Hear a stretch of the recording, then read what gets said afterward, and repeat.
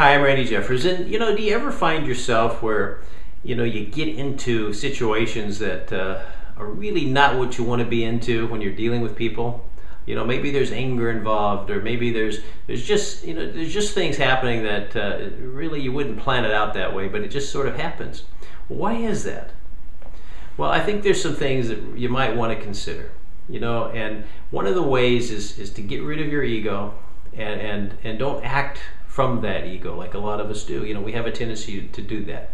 So I have a couple things that hopefully will help. One of the first things is, be humble. Understand that we don't do this all by ourselves. We're just a small little part of the whole world. And so having patience and trying to provide service to others. I mean, that really should be our top priority. Be teachable. Focus on what you can learn from someone rather than on what you know and can teach them. Remember that almost everything you learn comes from the work of someone else. You didn't invent it. It came from somebody else. And then listen more. Make every effort to truly understand what others are saying. Not just the words that they're using, but what they're really trying to say. Remember, there's two parts to communication. You have the words that are coming out, and then you also have the the ears, the listening part of it.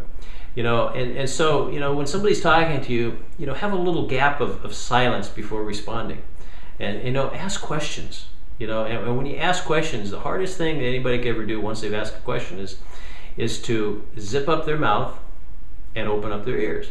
God gave us one mouth and two ears, and did that for a reason, because we ought to be listening twice as much as we're talking. The next thing is appreciate people. Enjoy the contribution other people have. I mean, don't squelch their ideas, and don't get defensive and start defending your territory. Encourage people to give their ideas and encourage them. And then lastly, relax. Just let go of the need to be right. You just don't have to win every single time. Here's to your absolutely incredible success.